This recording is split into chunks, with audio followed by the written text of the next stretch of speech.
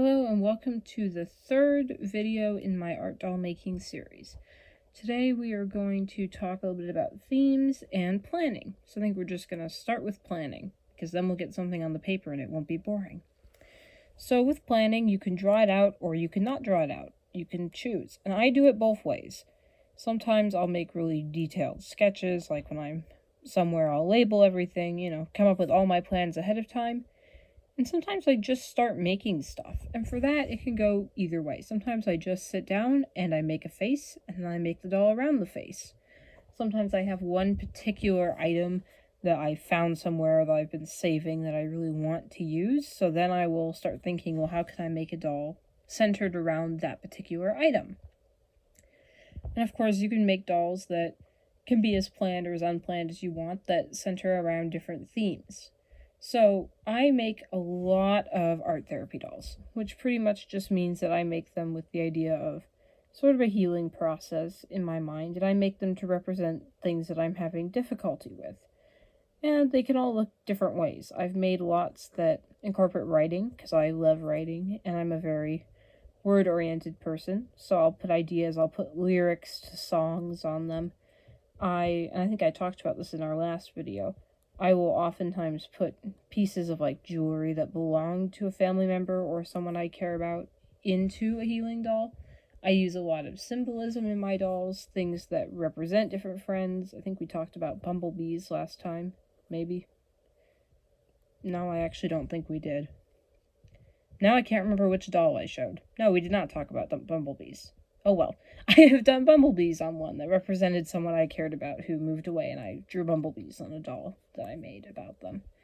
And I've had different people I know who've survived cancer, so I've made, doll hair out of the ribbons that represent the different type of cancer that they've, come out triumphantly on top of. And, besides just healing dolls, you can also do dolls that center around, any theme. You can do ones that center around literary theme. You can do characters, obviously. That's not always what I think of when I think of art dolls, because I tend to make them more abstract. But you can absolutely do one that centers on a particular character. You could do, Harry Potter, if that's what you're interested in. You could do... wow, that's a horrible drawing of Harry. I am so sorry, Harry. We're gonna... Here, we'll give you some hair, and then yeah. Okay, I'm not sure there's any saving Harry. He's just gonna kind of live in his corner over there then. Maybe we should build a fence around him. Give him... Here, we'll put Ron next to him. And then he won't... Wow, why is Ron frowning? Oh, this is... Wow, okay.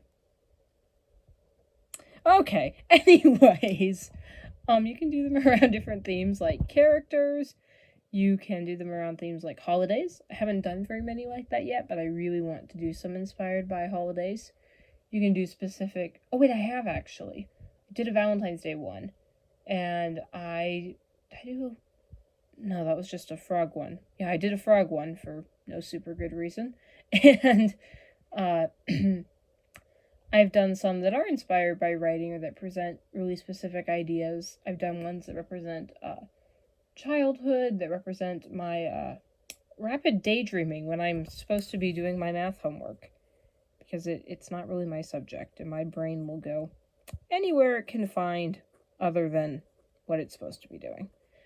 So you can do ones that represent any type of theme. You can do ones that represent people. I really want to do another one that represents my grandma. I think I'm going to do that on this channel at some point, because I'd like to do some examples of different types more specifically. So you can do ones that represent people, places, ideas. You can make one about anything that you want, and you can choose a central theme, or you can not choose a central theme. I've made plenty of dolls that have no central theme. They're just a doll because I wanted to make a doll, They got hair, faces, nice clothes. They don't really have any particular deep meaning, but that doesn't matter. I just make them because I want to. And in my mind, that's kind of the important part. You should just build a doll because you want to and have fun doing it however you want. And if you've done any form of art before, you probably have experience with this just in any form of your life, which is that it will never turn out how you envision. And for me, at least, it's been a good thing to just know when I start it's not going to look how I imagined, but I accept that it will look fine anyhow. And so I've just come to understand my own art style and accept that it's going to look different, but it's going to look fine just the same. So we're going to talk about posing now, because I consider this to be part of planning. Obviously, there's very standard dolls, which is what you probably think about when you think of dolls. There. You know? This is just the doll. That's it. That's great. I've done lots like that. You could also, and how flexible they are is something you can decide. Most of mine are not very flexible. Pretty much, I've made some dolls to be played with. This particular series is focusing on art dolls, so they're not meant to be played with. So I'm not working on making them super flexible or hardy, resistant, endurant. I'm not sure that last one was a word. So they're not really meant to be able to be bent or posed, but I've made some that are somewhat flexible. You know, so you can make ones that sit. I've actually made quite a few that are already in the sitting position. For me, I've done quite a few where the arms can move or the legs can move, but not, wow, that guy's got flexible legs and arms. But not really the whole body can be posed in different ways. That's not usually what I've done, but you could do it however you wanted. And I've done some, you know, where the doll is lying down, the doll is sitting up. I talked about different poses. And this brings to bases. So like with this one, or with one of these, or even that, they don't have to have a base. I've done lots of them where there is no base. They just kind of hang out on their own. And you can decide how much you want to do to make them freestanding. I've made a lot out of plastic bottles, and they freestand because they're plastic bottles. I've made a lot out of tinfoil as the base, and then, especially if you weight down the bottom with rocks, they will also stand or sit exactly where you want them. I've also done a lot on bases, and it depends. Sometimes they're just like this, and I just put them on a piece of cardboard. The nice thing about a base is that it can help you to keep them grounded because they're already on something flat, and that can help them stand and get them posed where you want because you can glue them in place more. Like, you know, if you want their legs in a certain spot, you can just glue them there. I also like bases because it gives you the opportunity to do a little bit of extra, and as someone who loves miniatures, I like it because then I can put miniatures around the base. I can't always get them to hold all the stuff that I like, and I'll just put it around. And I'll often use terrain to demonstrate different things. I've done lots where dolls are standing on top of, like, broken rocks with mushrooms or something like that in the background. And so, wait. Train of thought was completely derailed there. We'll just put a smiley face on this guy. Oh, now he looks like... Sorry, I have family members downstairs. Hopefully you can't hear them, but my dad is in the background meowing at our cat. So, I've done a lot where the background is even more... I did a cool one at one point, which I don't have anymore, of a fairy sleeping in a flower. And for that one, the background, the base was a big part of it. You know, the fairy was molded into the flower. I've done ones where they're sitting on top of benches of different types, where they are... What are you doing? Thank you, Father. Okay. I'm trying to make a YouTube video, but you've interrupted. I'm sorry. It's okay. You're just fine. I love you. So the question is, do we strap that or do we keep going? We're 8 minutes in.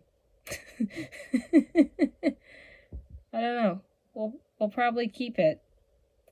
My father came in to bring me my allowance, which was very kind of him. He didn't realize I was trying to film something. I need to set up a recording light.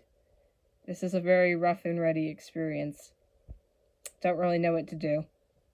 We're gonna keep going. I'll watch it over, and either you will find this on the internet or you won't. So I've done ones like my one about the doll in math where, you know, they were sitting at a desk. So that was a very big part of exactly what was going on.